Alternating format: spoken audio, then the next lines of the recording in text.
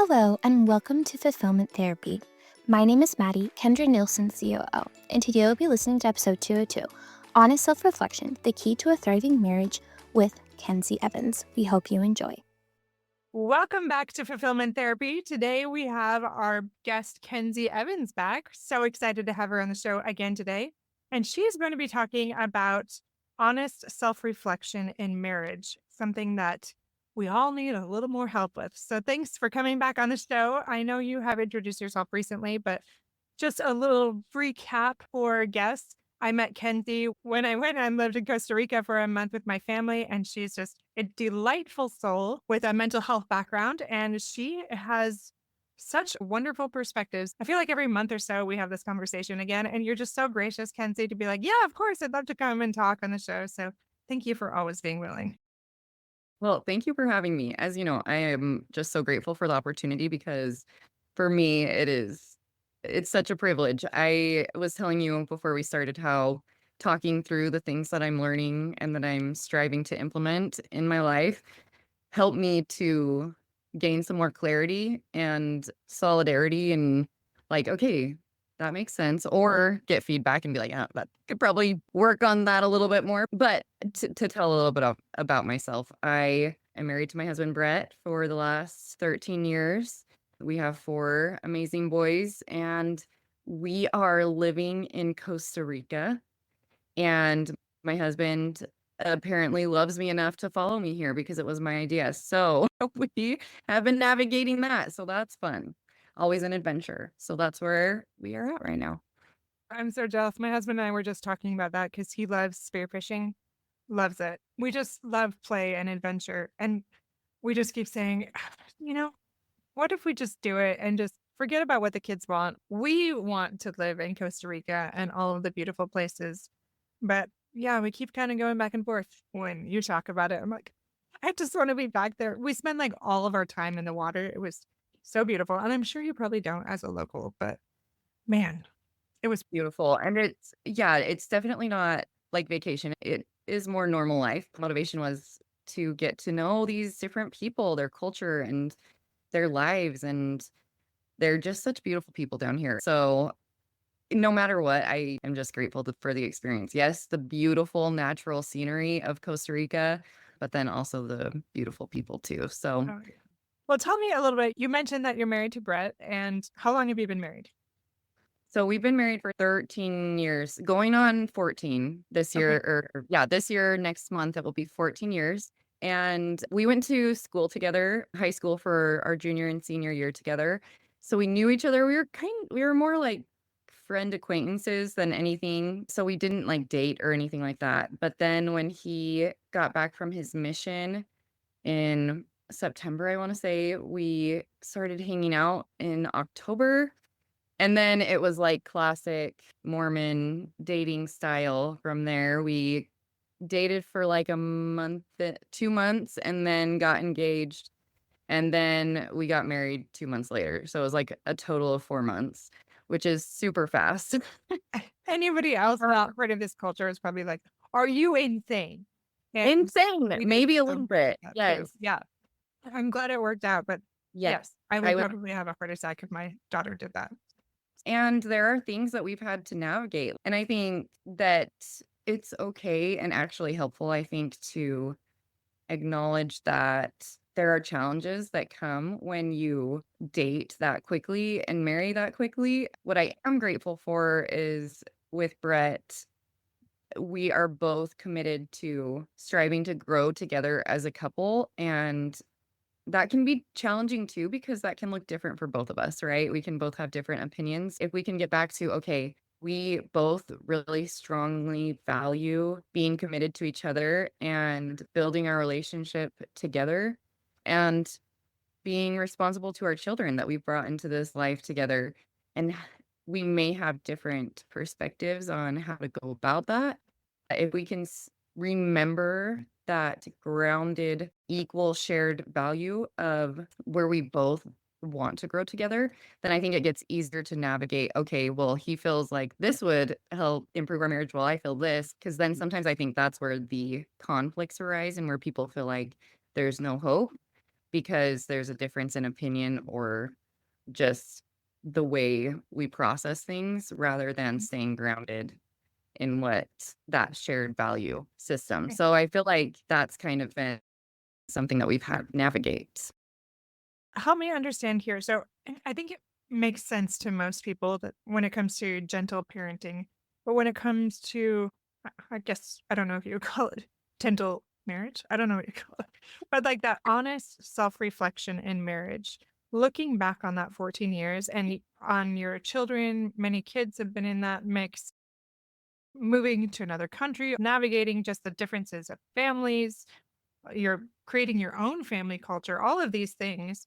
What would you say to listeners about how you grew in that honest self reflection? Like, what has really helped you take that relationship to the next level?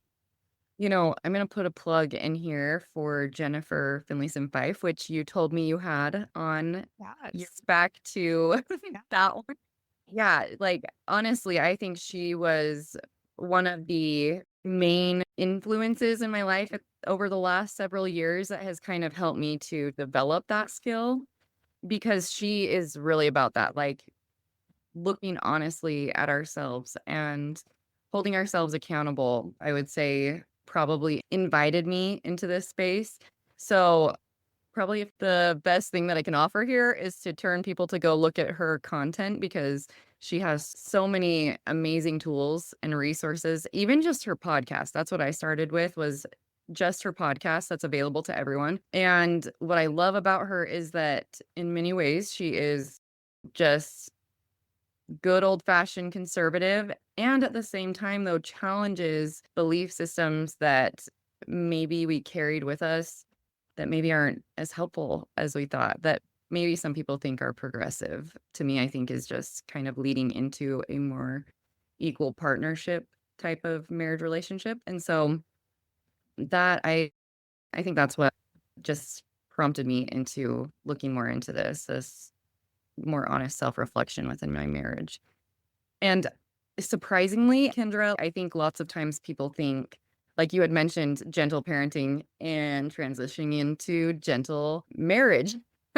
For me, actually, it looked like me being more assertive because within my partnership, I would tend to, and relationships in general, like I am the classic people pleaser that is not as friendly as we like to make ourselves out to be because there is, and again, not to shame myself, but it's just this, I want people to like me so that there is not conflict, so that I am comfortable, right? So I may have looked like the less abrasive or confrontational initially in those first few years, but then after listening to Jennifer Finlayson Fife, it was kind of this invitation to be like, the honest self-reflection, Kendra, was, okay, I can't control other people, but I can control myself. And that includes using my words. That includes speaking, even when it's uncomfortable, even if I feel like they might not agree with me.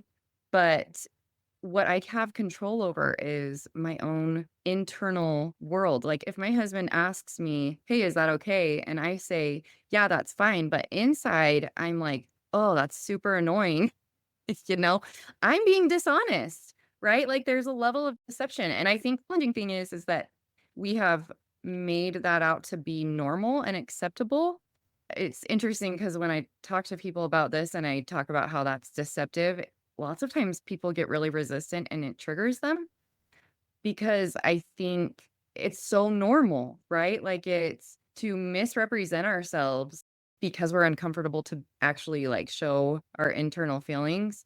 And that doesn't mean that we owe it to everyone to say exactly what's going on inside. But I think what I am realizing is not expressing ourselves with everyone and not misrepresenting ourselves are different things, right? Like just being quiet and not saying something versus, like, saying something that's not accurate, that's different. That is deceptive, right? And the problem is that we then carry that with us, and there's frustration that we carry, and that goes over it bleeds over into the relationship, and it has an impact. And so, that was something that was really humbling for me to go through, was this realization that relationships really do take two to tango, it is two-sided, and what is my role in this? And how am I going to show up? How can I live with myself regardless of how Brett responds? Because that's his to own, right? But if I can show up more honestly,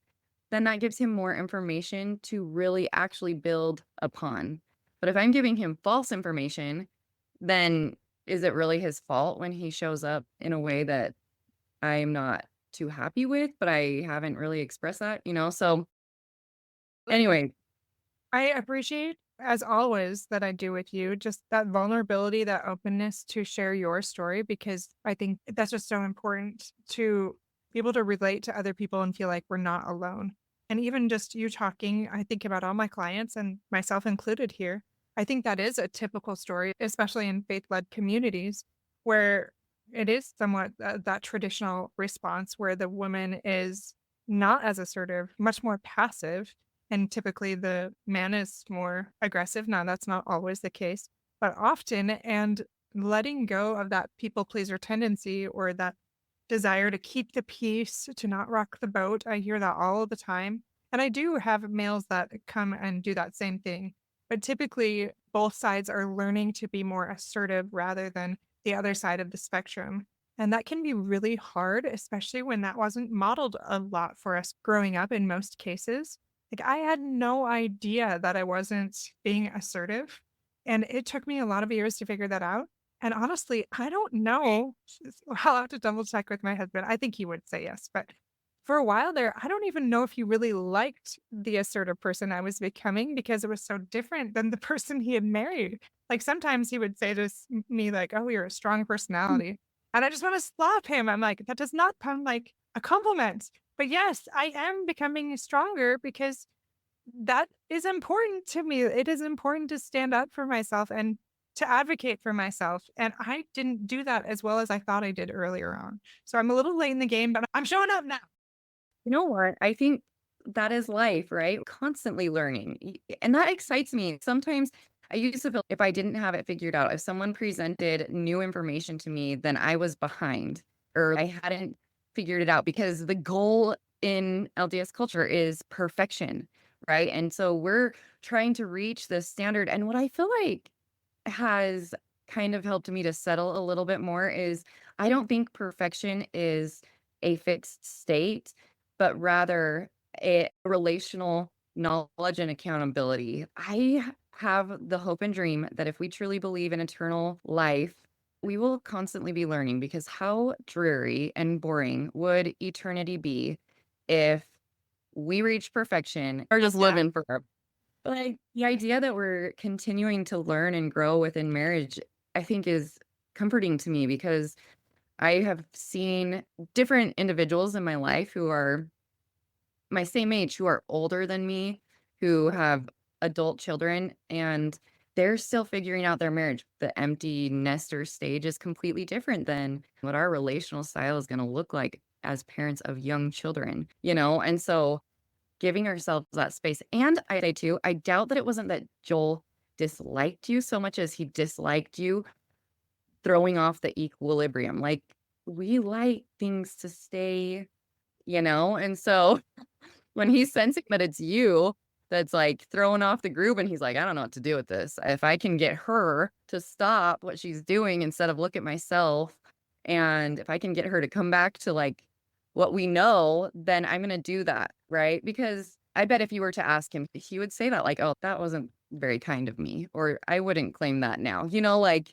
Absolutely. And he has really been quite wonderful. And honestly, even for him, like we both, just like you're alluding to, Kenzie, like this is a life of progression, especially if we're really seeking joy and fulfillment, right? Like we are seeking to improve and that constant equilibrium that we're searching for, like you're talking about, it is so hard to attain. But I think even we might attain it for like moments, but ultimately that's a sign of growth when there is that messiness, I guess I can't for lack of a better word. we want equilibrium, but the reality is that it's gonna constant you get the equilibrium, and then if both of you are striving for growth, one of you is going to throw it off constantly. It's just that constant shifting and changing, and so I feel like that has been a gift within our marriage too, is growth and it being challenging is a beautiful thing. Because I think before I had this mindset of like, if you're doing everything right, it should be easy. No, that's not Yeah. accurate,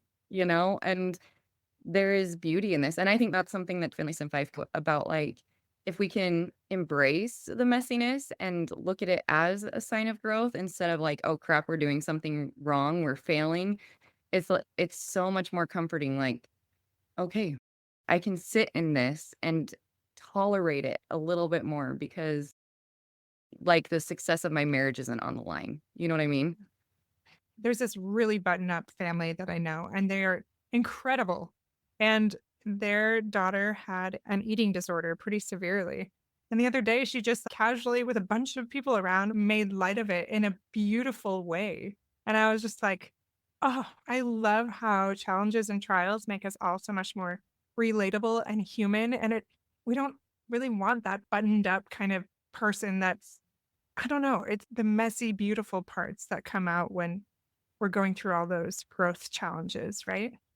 And it makes me think no one is perfect, right? And so I think the more we get comfortable with this idea that we are growing and becoming and that we don't have it all figured out, but other people might have information, other people will have information that can help us become the people we want to become. It makes me think of the Ruby Frankie case.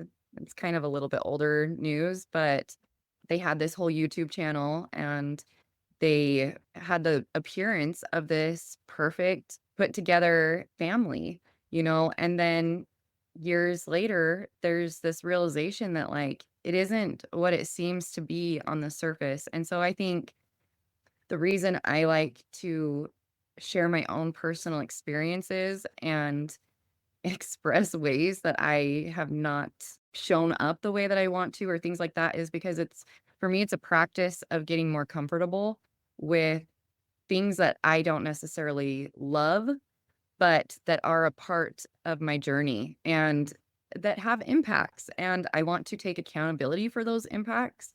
And I think it's unfair, like, for example, with my husband. So I was the people pleaser, but the silent resenter. And so there was like this, it was so easy to like paint him as like the overreactive, he gets angry easier, da da da da da partner. But then like I would feel frustrated. And that just created this divide in, first of all, I think his ability to trust me and me wanting to get close to him. And it had impacts. And so I want to, as painful as it is, to acknowledge it. I want to get better at that because that is where the growth is if we can get better at tolerating our own truth, our own realities, then I think the better we can get at making improvements. If we're unwilling to acknowledge those things that are uncomfortable about ourselves, I think that's what therapists and stuff call like our shadow work, right? If we can get Mhm. more comfortable with that, then I think the more we'll be able to deal with those shadow pieces of ourselves that aren't really bad. It's just we haven't been given the tools yet. So I would say that applies for marriage and parenting. Absolutely. And that's a great way to wrap it up too. But in your own words, if you would say one final tip on what you could share with listeners on how to have more honest self reflection in just one simple way, what would you say that would be? I think there are two tells for me. One is when I go into like being my own bully. That's one way of me, like, not really being willing to look at the truth of the situation because I exaggerate it so much that it's like, "Oh, I'm the worst wife, I'm this," like, that is a tell for me to be like, "Ugh, stop right there." Like, that's not accurate. And then on the other side is the condescending thought process. And for me, I think not again removing the shame, but just becoming aware of those, like starting to notice my thought patterns in my interactions with my husband and my children and those around me. Like when I'm going to this place, what am I avoiding seeing about myself? What am I the self-deprecating thing like that. Like, what is true about what they're telling me in their feedback that I am afraid to see? And so in some ways I shut them down because who wants to like make someone kick someone when they're already down, right? But that's not fair to them because it's not accurate, right? Like that's not what they were saying, that I'm the worst wife or whatever. What is true in that statement? And then over here, what about this situation makes me uncomfortable? Or it's I guess that would just be my invitation, is to begin to notice your own thoughts when you're avoiding taking accountability. It's not easy. That is a great little self-check thing you can do, I think. It's almost like that less than, better than. One up, one down, and just a quick check on how we can recognize if we're being open in that space where we can do some honest self-reflection. And I think so many of the things that people talk about, whether it's the Gottmans or like EFT stuff, I'm getting into jargon here, but it comes down to the part that I love is it takes away who's to blame. It's just simply information that we can get curious about to help us make these pivots that will connect us and connect our children and all of our relationships, right? So I appreciate you bringing that to light again and reminding us that there's simple ways that we can do that. So thank you for coming on the show and sharing your insights with us today, Kenzie. It was a delight. Thank you so much for having me, Kendra. It is always so fun and good for me to learn. So thank you. Thank you so much for listening today. As a reminder, please head over to our website to see our 3 brand new courses. We've put so much work into them and are so excited to be able to share them with you, as well as new ones coming out this spring. Also, as a reminder, please leave a review so that we can help spread those positive ripples. Have a wonderful day, and we'll see you back here soon.